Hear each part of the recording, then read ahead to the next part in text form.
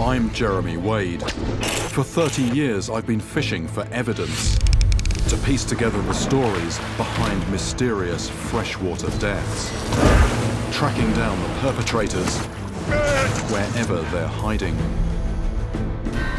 And there's one place that keeps calling me back. A place with more than its fair share of lethal beasts. The Amazon. Now, over the course of an entire year, I'm delving deeper into this wilderness than ever before. As always, I'm looking out for an unusual tale, an unexplained attack that could lead me to a new monster. So when a corpse washes up, covered in extraordinary bruises, I start my search for an underwater killer. This could be the scariest river monster I've ever come up against. But the only way to confront this beast is in its own element. Look at the size of this!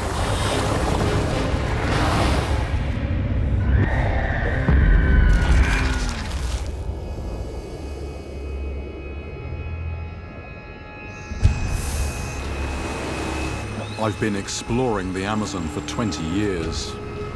It's a river that has mesmerized me with its split personality. One moment it can sustain you, then, in the blink of an eye, it can transform into something deadly. I've seen injuries inflicted by many underwater assailants.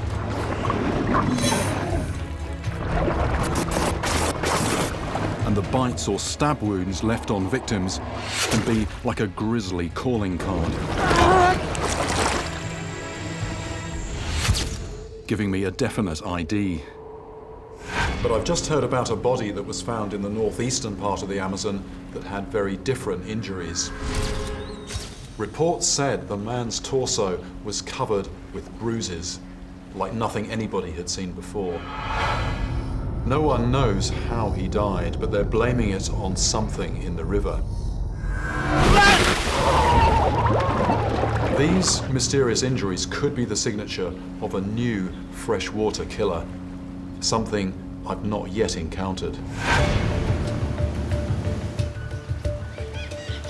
I have to find out what's going on.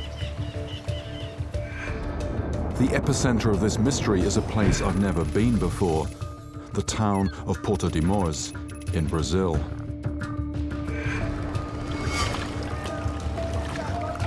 This isolated town was first established in the late 1800s during the Amazon's rubber boom. When this industry collapsed in the early 20th century, the place became a lawless outpost. It's now a hub for illegal loggers.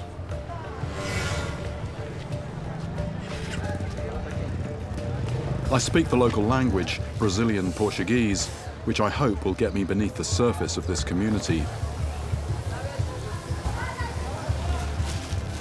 My first port of call is the fish market. Senhor, como se chama essas aqui? Here I can start getting an idea of what's under the water and what I might be up against. These are Piraíba. Normally you'll just see maybe one large one if you're lucky. I've never seen this number of small ones. They say a large Piraíba can swallow a man. Big old mouth on there. But they're not on my suspect list. Their bite isn't strong enough to inflict the massive bruising that was reported on the corpse in question.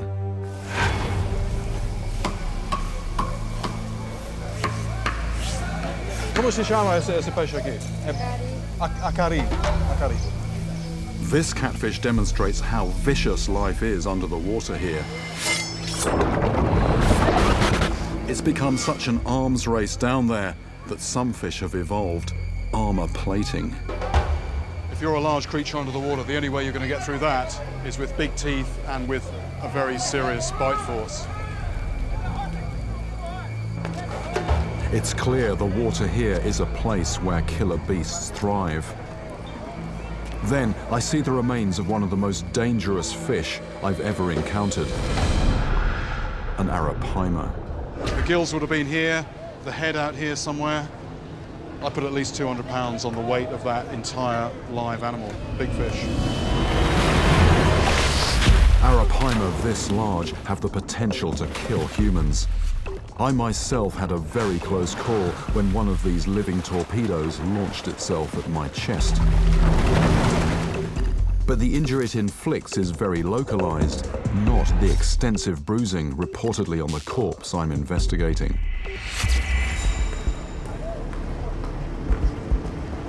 The fish market hasn't offered up any potential suspects. I need to find someone who actually saw the body, who can describe the injuries in more detail. A first-hand account could give me the lead I'm looking for. It seems no authorities were called in to examine the corpse, so I hit the streets to find a witness. Mon Dieu. And very quickly, the mystery deepens. I start to hear about other people who have vanished. A shop owner tells me about a boat that was coming back to town after a logging trip. All seemed fine until it got into port, where they made an alarming discovery. One of the crew who'd been at the back of the boat had disappeared. The thing about this particular case is that his body to this day hasn't been found. The Amazon is well known to be a dangerous region, where people do sometimes go missing. But this wasn't an isolated case. A man named Enivaldo tells me about a father and son who went out in a canoe one day.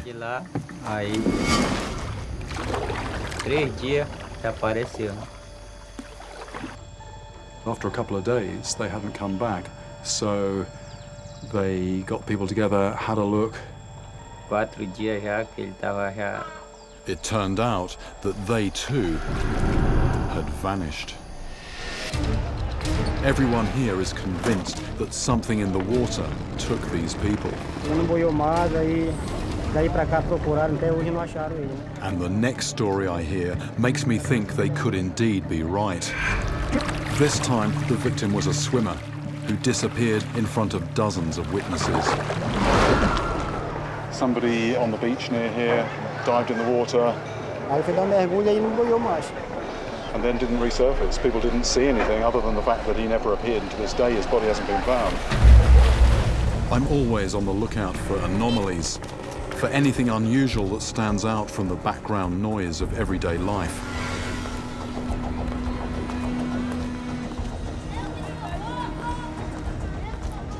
And on the face of it, there appears to be an unusual concentration of disappearances around Porto De Mo. And when I hear of a huge unidentified creature in the water, something about 50 yards out in the river surfaced. It's all stacking up. I'm on the trail of a monster. You didn't get a good clear look at it, but it was a head, and it was 3 or 4 foot long, and then it went down under the surface. He has no idea what it was, but says that other people have seen something similar. Washington goes on to tell me he's not the only person to witness this unknown giant. Many people have become too scared to go out on the water alone at night. And this is because they feel that there's something large in the water that's followed them, normally at night, normally just as it's getting dark. They don't know what it is, but there's something they feel that's coming after them. It's turning out to be a much bigger mystery than the one I set out to solve. I have to find out if the bruised corpse, the strange disappearances, and the mystery beast are all connected. At dusk, I head out of town to the location of the most recent incident. I need to get my line in the water and see what's down there. Locals avoid going on the river at night, fearing that something may attack them. This is when the big hunters come out.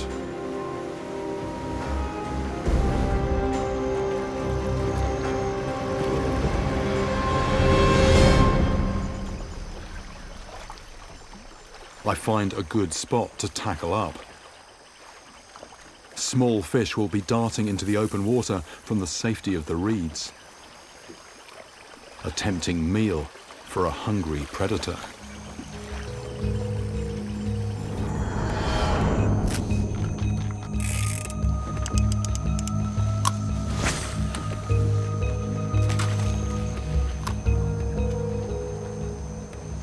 Judging by the amount of time it took for the lead to hit the bottom, I'm guessing I've got about 15 foot, something like that. Not very far off the weeds here, so quite a respectable depth. With the clicker on, I'll just get my finger on the line as well, so if anything does pluck, I'll feel it. Then, in the very place where somebody went missing, something strikes my bait.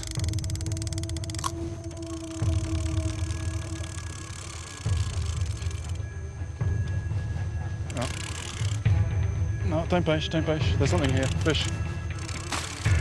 I'll get it in the boat. See if I can just pull it in. Well, this is a stingray. This is a species of stingray I've never seen before. It's a good 2 foot across and weighs around 20 pounds. Freshwater rays are dangerous thanks to the weaponry they pack. The venomous spike on the tail. Normally, they will stab your foot if you tread on them. That in itself isn't potentially fatal, but worst case scenario is that gets infected, it gets gangrene, and you can die a very slow, painful, lingering death. Alternatively, if an artery is punctured, the unlucky victim could bleed to death. Though potentially lethal, stingrays are off my suspect list. They're simply not capable of producing extensive bruising. And stingrays don't cause people to disappear. It's true that in one case I investigated, a young bride was harpooned in her ankle by a stingray, which then dragged her to her death. But her body was eventually found. I want to release it, but these things have to be handled with care.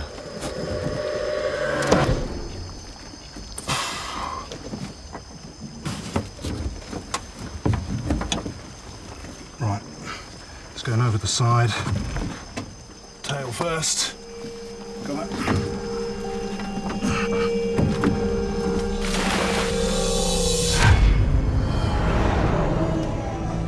Back in Porto De Mo the next morning, I continue my search for clues. And I uncover a story about a boy who fell foul of an unknown assailant off a beach just outside town. The boy was playing football with his cousin when the ball was kicked into the water. He went in to collect it. And on his way back to shore, something grabbed his foot. He was only just able to kick himself free. He said that whatever it was big. He said at least the size of him. He said when it grabbed hold of his foot, if he hadn't managed to somehow shake it off and kick it, he reckons, it could have pulled him under and he wouldn't have made it to the side. Since the attack, he hasn't dared to go back in the water. But he was lucky, the one that got away. From what he's told me, I now know there's something big and aggressive in the water here. It could be the animal I'm looking for.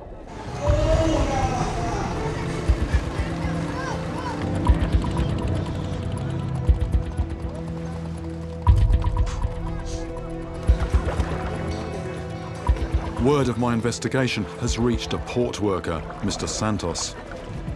He says he saw the body with the mysterious injuries.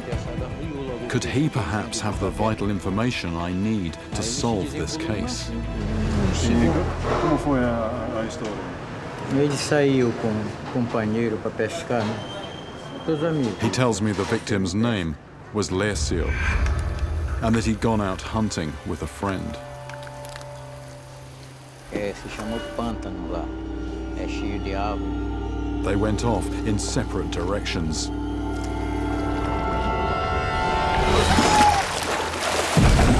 Then Laercio's friend heard screams, as though somebody was being attacked.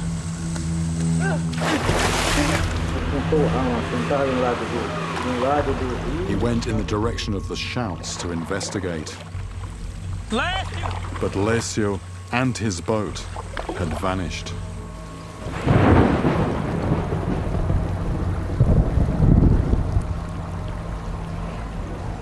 Search parties were sent out, and the corpse was eventually found.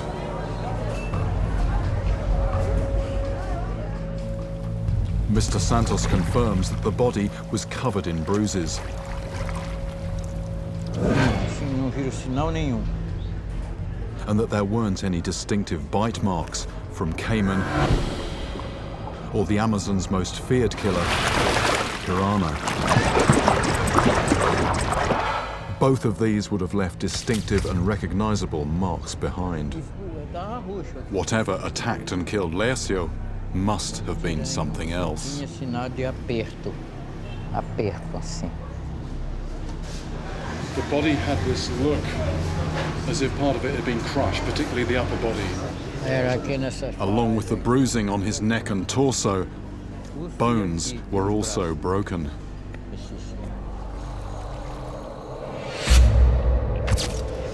There was this look of some pretty severe physical damage. These broken bones are unlike any injuries I've heard of before. But what in these waters could have crushed a man to death? I'm guessing that whatever did it must be large and extremely powerful.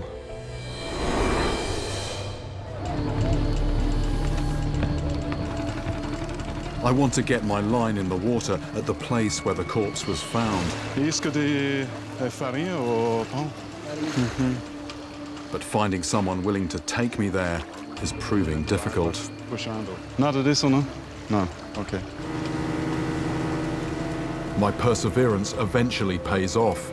I find a man who agrees to take me into the kill zone.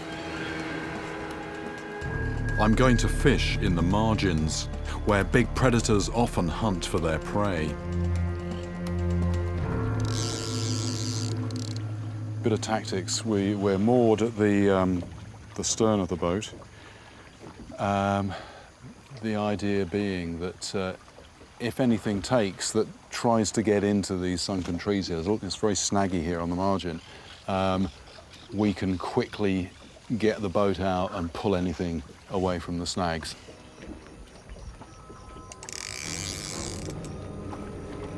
I still don't know what I'm hunting, but I found that fresh bait is always a good bet for tempting killers onto my line.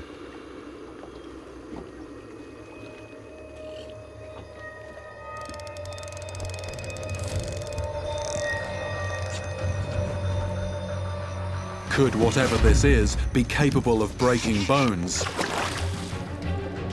and killing a man? For.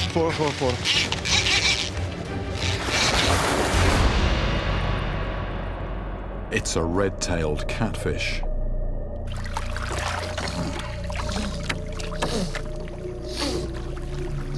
That noise is just air being pumped over the gills instead of water.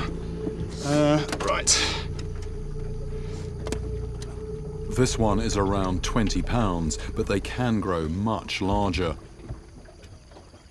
4 feet long and 5 times as heavy. And there are stories of these grabbing people, normally children, and pulling them under. This could explain what happened to the boy on the beach, a large one grabbing his foot. but they don't have a strong enough bite to cause the injuries I've heard about. There's no way this is actually going to break somebody's bones. It's not going to crush to that extent. Although it's an impressive animal, we can rule it off the suspect list.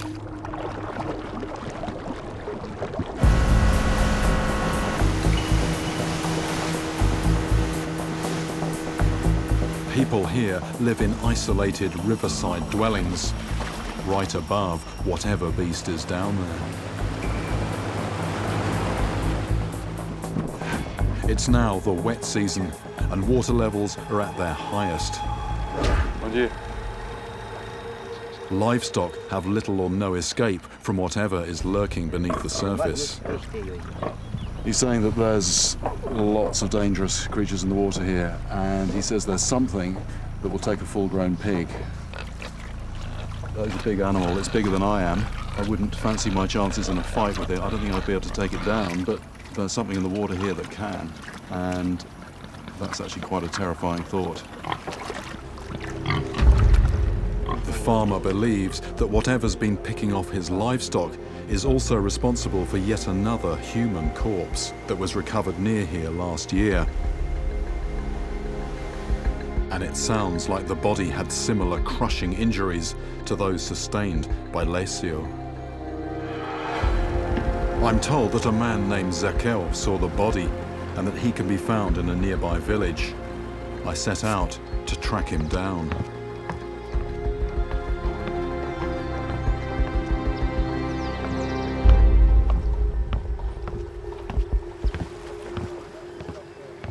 Zaquel tells me the victim was his cousin, Nilton. On the day he died, Nilton had gone out to fish. Só ficou canoa, remo, zagaia, nada, nem o sinal dele. Não. He'd only been gone 15 minutes when someone discovered his empty canoe.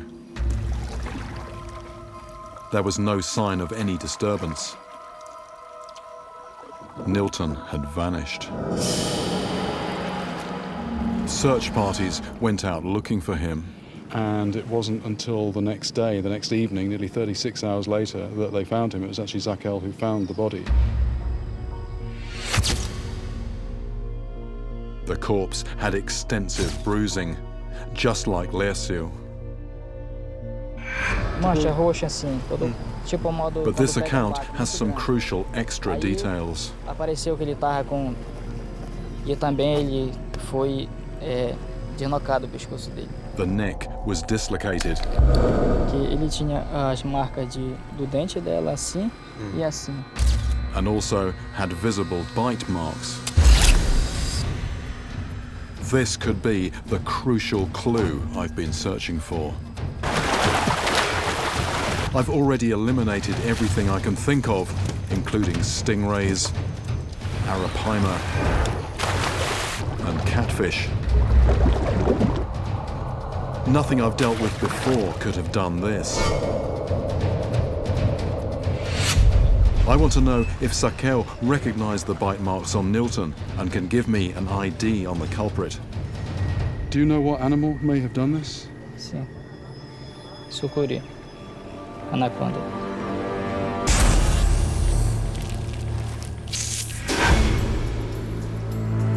Anacondas killing humans is unprecedented. There have never been any confirmed cases. Deslocado o pescoço dele. If these human deaths really are the work of anacondas, that's a huge revelation. But the extensive bruising and broken bones that I've heard about are entirely consistent with the anaconda's MO for killing prey, squeezing the life out of it. E também ele The anaconda is a water-dwelling monster with which I've had little experience. But is this animal also the cause of the disappearances around here? I need to have a close look at this highly secretive predator. Zaquel then tells me his theory about how Nilton was ambushed. cabeça. Na cabeça mesmo. Ela pegou assim. He thinks that it probably grabbed him straight away in the head. And literally, one moment he's there in the boat, the next minute something grabs him and he's in the water. So he was literally plucked out. The position of the bite marks reveals something else truly terrifying. E também assim tá todo arralado de. From the puncture wounds on Nilton's neck, the anaconda appears to have worked its mouth around his entire head.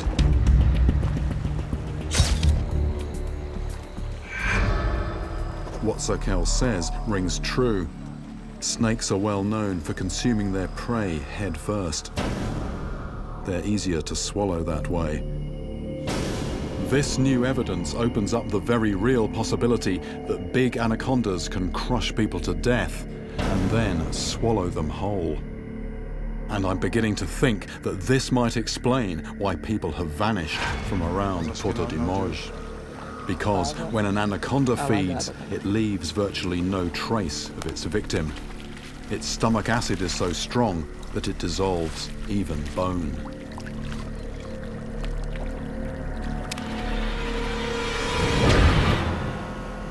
After leaving Zakel, I get my first look at an anaconda here.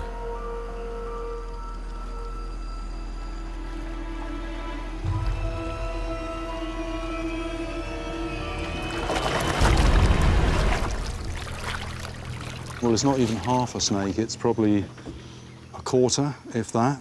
And the actual skin's been cut through quite cleanly. It could be a boat propeller that's done it, or maybe just, you know, the locals, you know, they probably, if they find them, they probably kill them. So it could just be a machete that's done that.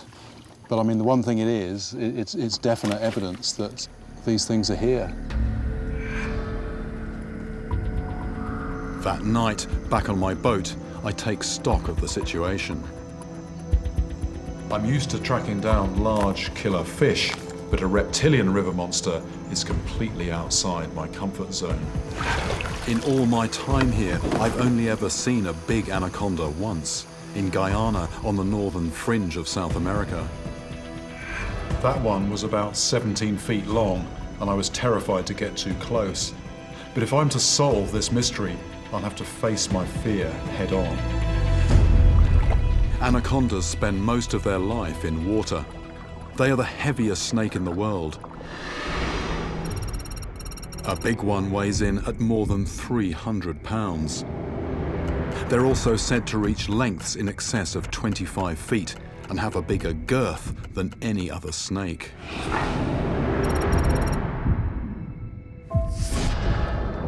Ambush predators, they launch lightning-fast strikes from the water at prey standing on the shore. Favorite victims are animals like capybaras and sometimes even caiman. Now I'm putting myself in the coils of danger to see if they really are big enough to put humans on the menu. To prove anacondas are capable of swallowing somebody whole, I have to confront one face to face to see with my own eyes if they really reach man-eating proportions.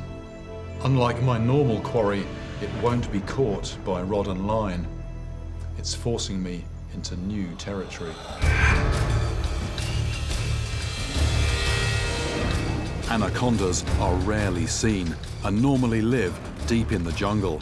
But with urban sprawl encroaching on their habitat, they've started to appear in towns.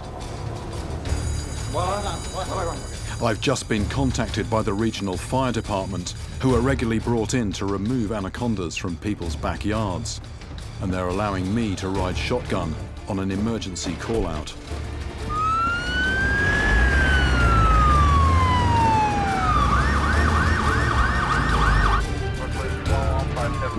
An anaconda was found during a soccer match. Somebody kicked the ball out of play. They went after it into the long grass. And there was this snake just sitting there.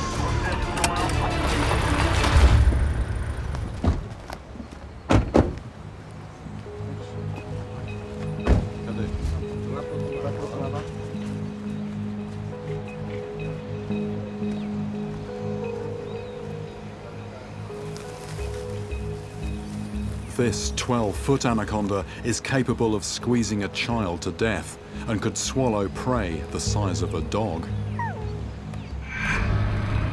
Although the head looks small, an anaconda can separate the two sides of its lower jaw, enabling it to engulf animals with a much greater girth than itself.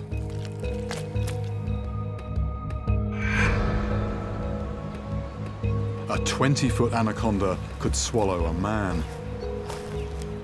But confronting one at any size is something I'd normally avoid. Acho que nessa posição mesmo tá bom para pegar, né? The snake has to be caught and relocated. And I've talked the fire department and myself into an impromptu training exercise. Tente não deixar ele se enrolar no seu braço, ok? I'm hoping that by getting hands-on, I can ease myself into the challenge of facing something that could be nearly twice as long as this one. Just looking at it up close now, it's in the process of molting its skin. The scales are falling off. Even the layer over its eyes is peeling off, rendering it temporarily blind. It makes up for this vulnerability with added aggression. Yep, that's a little bit of a strike. To catch this anaconda, I have to grab it behind the head. A moment's hesitation, and it could turn and nail me. Right, I've got it. I possibly need to grab it a little bit closer to the head. And what I want to avoid it doing is getting its body around my arm, because if that happens, what can happen, it can actually restrict the blood flow, and my hand will eventually go numb and then let go. I can see the teeth on the mouth. They're like the barbs on a fish hook. They're pointing backwards. Basically, if that bites you, it's going to be very hard to get that off. It keeps trying to throw a coil around my body. Its instinctive follow-up to this is squeezing the victim to death. It's a struggle to stop it from wrapping around me. I can feel my arm start to weaken, so before the anaconda gets the better of me, I drop it in a transport container.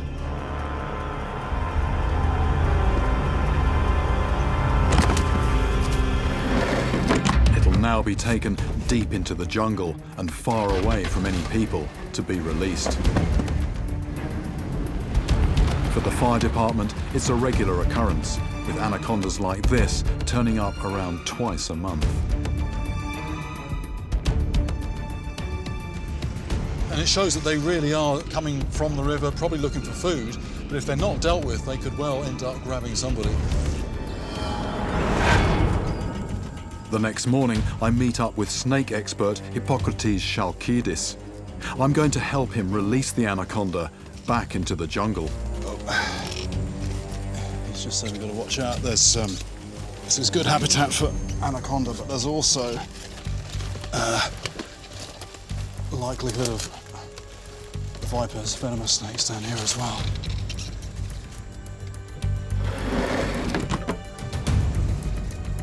Overnight, it's shed most of its skin.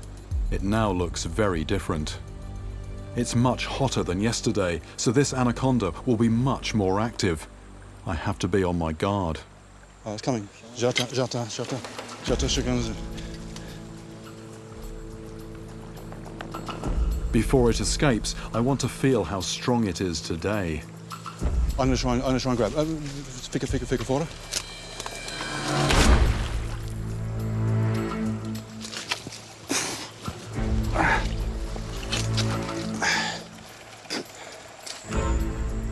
It quickly has me in a vice-like grip. What I need to do somehow is actually transfer hands, pull this one out, and then I can let her go safely. Oh, there we go. Right, this hand out. Look at that. I'm trying to release my hand. She's absolutely got that, She's totally wrapped around it. Okay.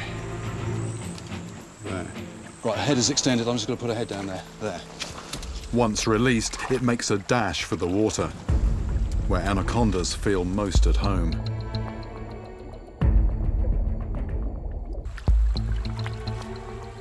Fear of snakes is hardwired into all of us, so allowing one to wrap around me went against my deepest instincts. But as anacondas go, that was just a small one. And this investigation won't be complete until I encounter an anaconda big enough not just to kill me, but also to swallow me whole. And I'm soon in little doubt about the kind of sizes they can reach. Sir Luis? I'm told about a man who encountered a large anaconda a couple of years ago. A gente contou para mim que o senhor encontrou sucuri bastante grande por aqui, é verdade? O irmão meu estava pescando. This was a very large anaconda that his brother saw coming back from fishing. Como todo enroscada, com a cabeça em cima. It was rolled up in the root mass of a tree with just its head coming up. Para dar o bote numa alguma coisa que ela fosse comer. It looked like it was lying in ambush. Its body was concealed, but its head was there, ready to grab anything that came by. E aí foi a hora que nós pegamos pedaço de pau, cacetei ela. And they decided that because it was so big and so close to people, that they would kill it. I can get a sense of how big this snake really was, because Luis still has the skin. This just keeps going and going. He's unrolling that end. This is the tail, and he's got the head end there. This is a good 15 foot long, and this is minus a bit of the tail and also the head, so the living animal, even allowing for stretch, would have been 16, 17 foot. I ask Luis what they found inside this anaconda's stomach. E duas sandálias dentro do bucho dela. Sandalias. Sandálias. When they opened it up, it had the bones of a dog inside, and more ominously, a pair of sandals. This is the largest snake Luis has ever come across, and he's spent his whole life in the jungle. My only chance of finding a larger one is by actively hunting one down. Over decades of monster hunting, I've investigated many myths and legends that turn out to have an element of reality behind them. All over the Amazon, there are stories of giant anacondas, but the one in the place where I'm going is said to be in a whole different league.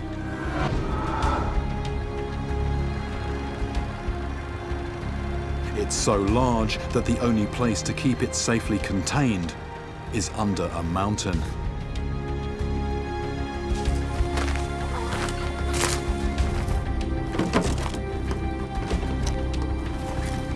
This story was first told in the 1940s by a prophet called Senhorzinho. Devotees like Fernanda still revere him today. Acompanhando ele por toda essa região chamada de Serra Limpa e Vale do Mimoso.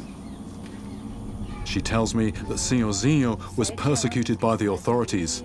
E aonde ele estava, os carneirinhos seguiam. So as a curse against them, he put a huge anaconda in a cave. Ou mesmo para pedir para ele.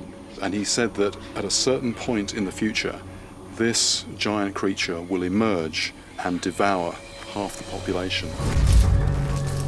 He erected 3 crosses on a nearby hill to signal the time when the snake would be released. He said that when the last of these crosses falls, that will be the time when the serpent emerges. Now, there used to be 3 here. One has gone completely, disappeared. Just 2 left, and they're both leaning at slightly precarious angles.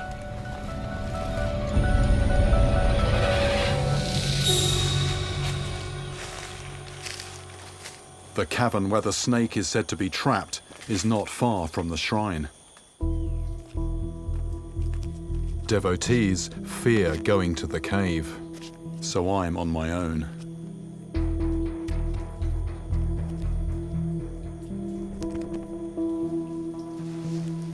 No signs of any anacondas, and it's not the kind of place you'd expect to find them. It's too high here, it's too far from the water.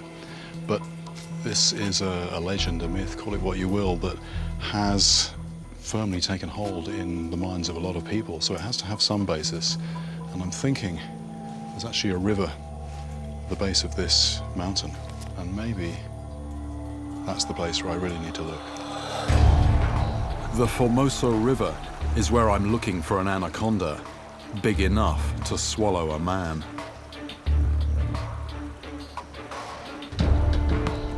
Most rivers here are murky, but this one has a degree of visibility.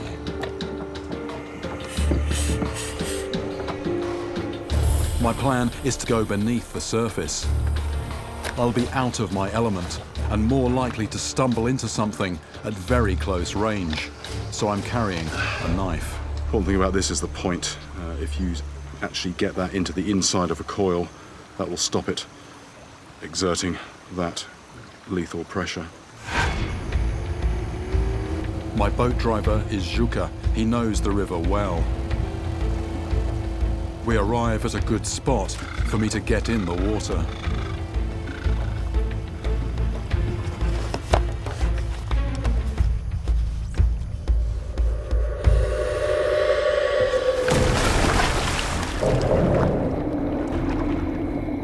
I'm now in the anaconda's domain, and immediately I feel vulnerable. All I have to do now is find a monster.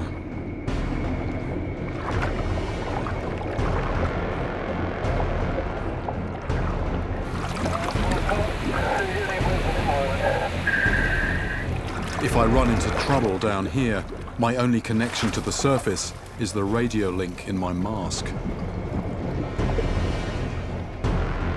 Recent rains have stirred up the water. Visibility is down to just a couple of yards, and the current has become dangerously fast. Well, the only way I'm managing to hold position at the moment is actually hanging onto this rock here. And if I wanted to go upstream, there's just no way I'd make any headway without pulling myself along. If I come across an anaconda in these conditions, as things are, I'm probably going to blunder into it.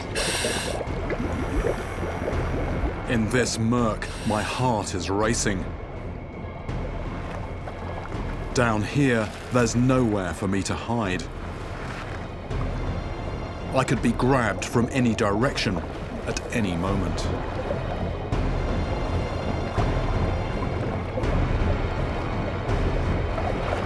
I can't see it. It's possible it might see me though. Suddenly, I see something appear out of the gloom. Here! It's coming down! It's coming down! It's coming out! With just a few feet of visibility, the only camera that picks it up is the one fixed to my tank. I'm right next to it! I'm right next to it! I'm with it!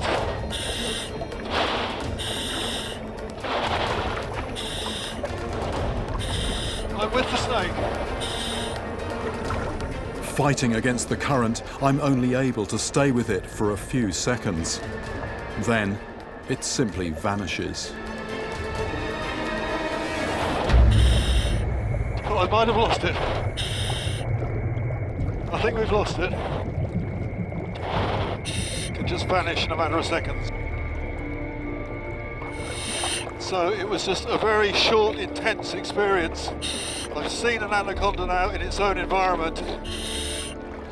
Very, very creepy feeling encountering a snake underwater. That anaconda was about the same length as the one I caught on the soccer field. A 12-footer is a good start, but I know there are giants here. I've got to head even deeper into the anaconda's territory. This river is my one chance for seeing with my own eyes an anaconda of man-eating proportions, and establishing whether anacondas could have been responsible for the bruised corpses and mysterious disappearances around Porto De Mo. I get back in the water, in a place where Juka recently spotted something huge.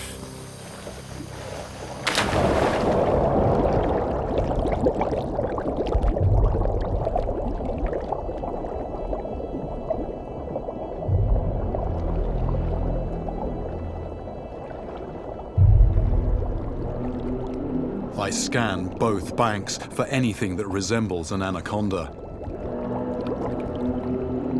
The last thing I want to do is startle one and provoke an attack.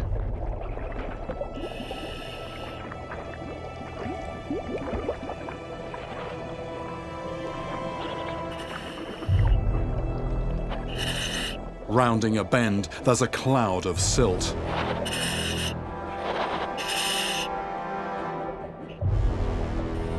And everything I'd hoped for and feared is suddenly there, right in front of me. Look at the size of this! I've stumbled into a potential man-eater. It's got to be a good 20 foot long, 3 times the length of me. And weighing at least 200 pounds. It's a monstrous beast. With a frightening girth. It is huge. It is absolutely huge. A bruiser like this can go without eating for 6 months, by which time it's worked up a man-sized appetite. And what they do is they lurk underwater in ambush. It's terrifying being this close to an anaconda that could seize me in a flash and then crush me to death. But only by getting up close can I grasp the true scale of this beast.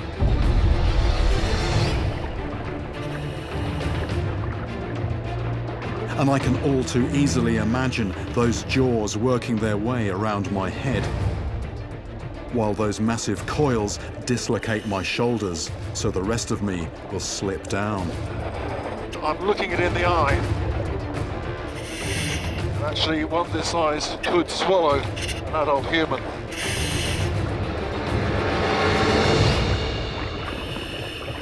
After seeing this giant, I'm in no doubt that people are potentially on the menu, and that as well as causing the 2 grisly deaths, anacondas could also have been responsible for the mysterious disappearances around Porto De Mo. This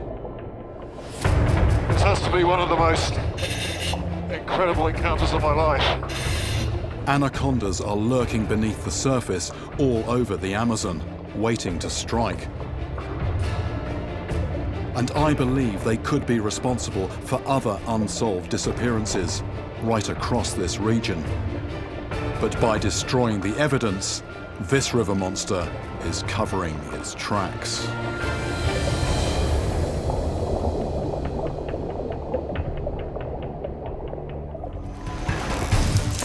This gear is designed for the heaviest ocean giants. But is it strong enough?